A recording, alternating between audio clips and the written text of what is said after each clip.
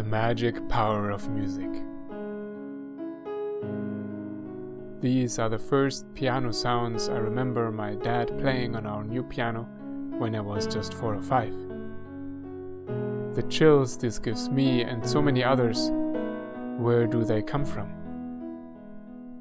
This is a question that has intrigued me for a long time.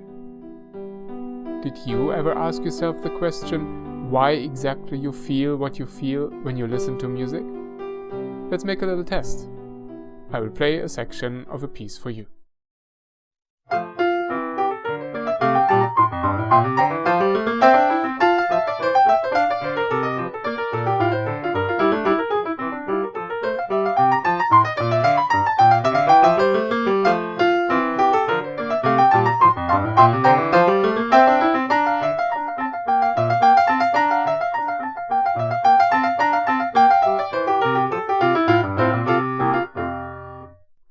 Did Bach's music make you feel happy?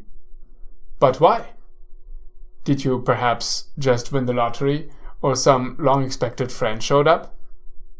So why happy? Now, let's try this one.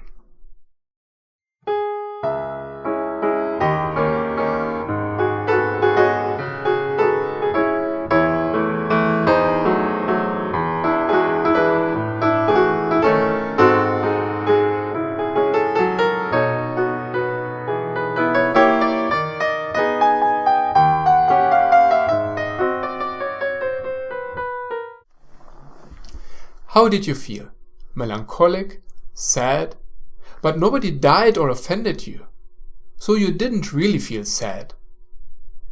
Then, what does music do to your feelings? And why? And how? These are all interesting questions, and the first who thought about them were the ancient Greeks. The Pythagoreans, 2,500 years ago, thought that the cosmos and music are made up in the same way, according to special mathematical ratios, and they believed that music can therefore restore the soul, our emotional cosmos, to a harmonious order. They were the first to invent some kind of musical therapy. For instance, they used music to calm down an agitated mind. Plato went even further. He believed that music can shape the character of a person, and that being exposed to good music from young age was important to become a good citizen and live a virtuous life. He also had concrete ideas about what good music should sound like. Aristotle agreed with Plato that some music could be beneficial for character, other music less so. However, he gives more room to what we could call an educated aesthetical enjoyment. There are dozens of other authors in antiquity who commented on the effect that music exerts on human beings. Many of them thought that listening to good music can make you a better person, while bad music, just does the opposite. But is this actually true?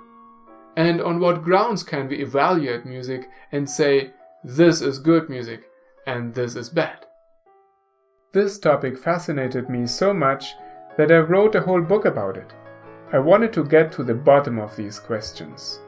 For 4 years did I plow through ancient Greek and Latin texts, and then I also read a lot of works on contemporary music, philosophy, and psychology. All this started off as a doctoral thesis, but now it is available in a fairly readable version under the title The Power and Value of Music. And here it is.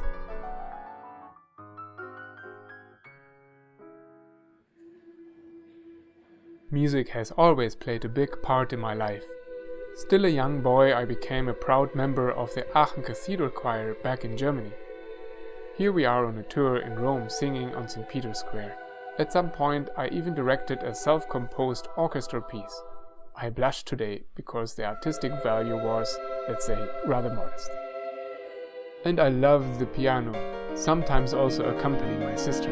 Music helped me get through rough times as a teenager, when I came back home from school with bad grades, or when I was just feeling down. Indulging in all sorts of harmonies allowed me to sublimate my emotions. a bit similar to what Aristotle called catharsis. This is important because our emotions greatly influence the way we live, and music can play a strong role in that. For many years now, I am teaching classical languages, arts, and music here at our college in Connecticut. And when the choir rises up to its best, the harmonies manage to evoke in us a truly spiritual experience. My book is not specifically Christian or even religious though, nor do I pretend to endorse any particular musical style. The quest is about understanding better the factors that determine what music does to you and me. This, then, will help us to find principles of judgment which each reader can apply to his own situation. One last word about why music seems to move us so deeply.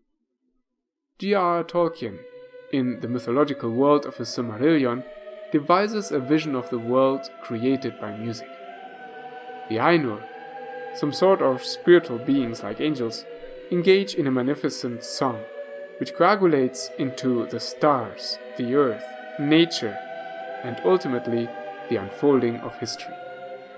Maybe there is something true in the intuition of the ancients that our experience of the world is somehow reflected in musical texture, and maybe we can even touch the beauty and perfection of its creator in harmony the most. The last book of the Bible describes heaven as a great symphony of praise for God. Is it possible that truly good music allows us to experience precisely that already here on earth?